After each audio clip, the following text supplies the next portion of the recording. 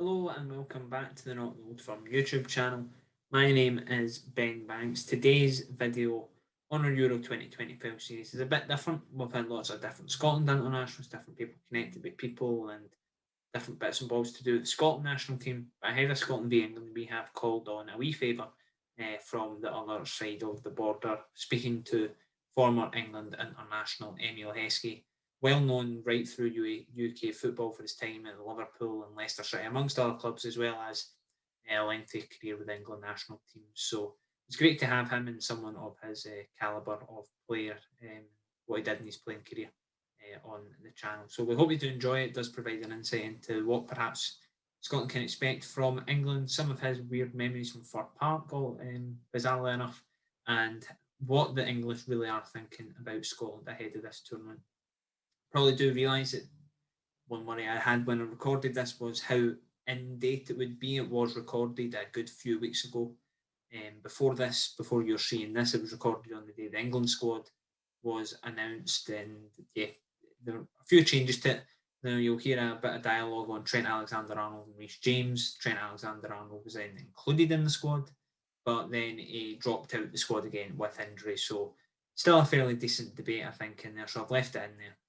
So just a bit of context before watching that as well, and wondering why we're discussing Trent Alexander-Arnold's exclusion when he was included in the initial squad. But apart from that, we hope you do enjoy it. Do remember to like this video, subscribe to the channel. We'll have a reaction to the England game on the channel on Saturday morning. We'll have all the build-up, game highlights, and all the different bits and bobs that go along with this huge occasion on Friday night. Scotland look to make up for the defeat against Czech Republic in the biggest game, the game of all games, really, for the Scotland national team, at least in my lifetime anyway.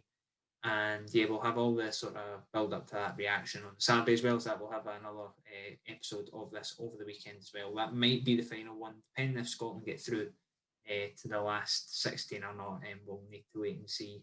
But really enjoyed doing this series regardless. But that is enough rambling from me. I'll let you get on watching the rest of this video. Do remember, as I've already said, like the video, subscribe to the channel, and until next time, take it easy. I'm assuming this is still recording, so I'll just obviously, I think by the time this comes out, there'll be already one Euros game played for both England and Scotland. But for you, is there many better feelings in football and getting that call for your national team to go to a major tournament? No, look, I think this is what we all grow up wanting to do and wanting to achieve, playing in nice, massive tournaments, put that jersey on, sit with all your teammates, sing the national anthem, and then inevitably go out and win a game. And that's what I dreamt of. I was lucky enough to do it, and this is what these lads and all kids playing in the street want to do and want to achieve. Yeah, it's probably going to be quite an interesting tournament, this one. I know, at least in my lifetime, Scotland haven't been there. But are you looking forward to sort of the defeat you'll have against Scotland in the Euros this summer? Yeah, look, I think it's going to be a huge game. I was lucky enough to play in a qualifier against Scotland. We actually lost that game 1-0, but I think we won on the away goals. I think. I think it was Don Hutchison scored a header at Wembley. But yeah, they're fierce games. They're wonderful games to play in, and they're the ones that you want to play in. They're fierce ones. Them ones the rivalry means a hell of a lot, and there's a lot riding on the game because of the pressure. This is what we thrive off, the pressure. I know people say, "Oh, sometimes we put too much pressure," but we actually thrive off the pressure. Playing against the big nations, and there's no bigger game than England-Scotland. For you, I think was it Euro 2004 was your first tournament? No, 2000. 2000. Yeah. You saw, I think, doing research, Euro 2004 was sort of maybe the first Euros, and I think a certain Wayne Rooney was emerging in that alongside you and things like that. Special memories, even, I think, nearly approaching 20 years for that now, not to make you feel too old, but pleased to be involved with stuff like that. Yeah, 100%. Again, look, I was lucky enough to play in Euro 2000 and then in 2004 as well. And like you're saying, with the likes of Wayne Rooney, who's gone on to be arguably one of the best players England's ever produced, to see his rise and through the ranks and to becoming a mainstay and becoming a massive star was fantastic. And these are the tournaments that make the players like myself and Wayne Rooney. Yeah, looking at the squads, I'll start with England first because I know Scotland's is already picked. I think England's final 23 or 24 will be out later to record this, but I think in the last 10 minutes or so, Mason Greenwood's pulled out with injury, which is probably quite a big one. I think he was maybe one of the names that would get cut anyway, because that's 33. Probably the biggest one that looks set to be cut is Trent Alexander-Arnold. Probably somebody you've watched a lot more than me this season. And for me, even as somebody from the outside looking in, that just seems like a bit of a strange call, because you could argue he's one of the world's best right backs now. Yeah, look, I think we're so blessed at right back. So you're looking at Trent Alexander-Arnold, who we're talking about, arguably, like you're saying, one of the best right backs in the world. But then you're looking at Kyle Walker, who's won the league and gone on to win the get to the Champions League final, and I think won the League Cup as well. And then you're looking at Kieran Trippier, who's won the Liga. Then you're looking at Reece James, who's won the Champions League as well and got to an FA Cup final. So we're blessed in one position. When you're looking at Kyle Walker, can play centre back as a 3 and as a 2, and can play right back and play right wing back. Then you're looking at Reece James, who can play right wing back, centre back, and in midfield as well. So the versatility of them two puts them ahead of everyone else a little bit. So it's tough. It's tough, and this is one of the people forget that sometimes as a manager you have such a tough task of picking squads and picking teams, because you have so many. You're blessed in so many ways in one position, and you try and fit everyone in, but someone's got to miss out. And unfortunately, it does look like Trent. Would they have been in your squad? No, I would. I think Reece James is ahead of him for his versatility of playing wing back, right back, and centre back. And you could possibly push him in midfield if he needs to be. And then as well, Kyle Walker as well, because of the same reasons. Because then you can actually then pick more players going forward. Yeah. For in terms of Scotland, how good your Scottish football knowledge outside Celtic and Rangers? Not that good, to be honest.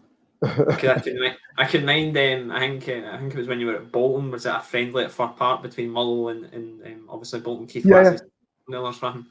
I think that's probably one of the only times you've probably been outside a Celtic or a Rangers type environment down this neck of the woods. Yeah. I played at Fir Park. That was many years ago in England under 18s game. Right. England v Scotland. Wow. That was the only time. Right. There's far more than that now. I suppose a lot better place. There's probably going to be more Premier League players than Scottish Premiership players in the Scotland starting 11 against England. Is there any particular players in the sort of Premier League ones who have catched your eye this season heading into the tournament?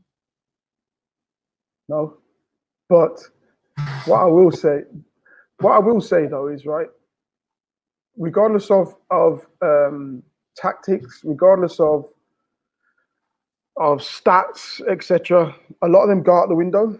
It's pride at stake. When we played Scotland at Wembley, we thought we were just going to overrun them. We thought we were going to do this. We lost that game 1-0, and that's the only thing that I'll say is you can't be complacent. Even if we feel that we've got better squad on paper, that doesn't matter. Scotland will come out there and fight.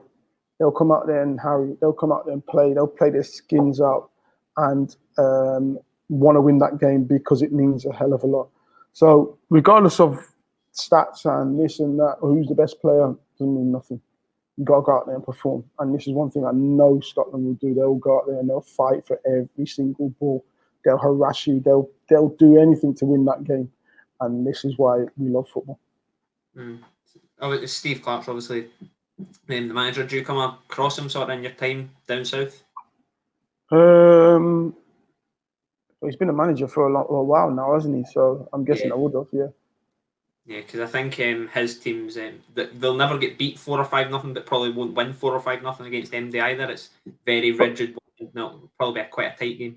Yeah, but the thing is, I think for me, I think that's a positive thing, because again, they can build on that. As long as you know that you're tight knit, you can nick a game, and you're not losing too many goals, and you can nick a goal. So for me, that I'm all for that at times, all for that. Fans will be in attendance at Wembley as well, and you believe I'm right in saying you were at the FA Cup final a few weeks ago. Yeah. I think it's quite a cliche thing to ask and things like this. Oh, will fans make a difference and things like that? 100%. But it's been asked so many times by so many different. But that game's probably, at least in the UK, been the biggest one in terms of fans since the pandemic. I mean, make much of an effect because I was at Morton v Airdrie and there were 500 fans, and that even seemed to sort of push the teams on a wee bit. So I can imagine, what was it, over 10,000? It was 22,000. Yeah. Yeah, so it made a huge difference. Just to have them in there singing, just to have them in there, the atmosphere that they brought, whether it would have been all away fans or all home fans, it didn't really matter. That atmosphere that gives you that energy to go out there and perform. I say it time and time again. I've been in games where 89 minutes and we're losing 2-1. 89 minutes. When the game finished, we won. We drew 3-3. So these fans will drive you on to do exceptional stuff, and you need them in the stadium. And it meant so much to have them fans back in the stadium. And like you're saying, it was only 22,000 in a 90,000 seater stadium, but it meant so much, and it felt like there was 90,000 in there when having them 22,000. Trust me. Yeah, brilliant. Just to round off then, I know it's perhaps hard to make predictions for the game because I mean you don't know what's going to happen on match day one. Both Scotland get Czech Republic, and obviously you guys have got Croatia. But how do you sort of see the tournament going for both England and Scotland? I know you maybe think Scotland might not get past the group stages, but it'll be difficult for them both to get past the group stages. I do see England getting past the group stages. They're the ones that I do see getting.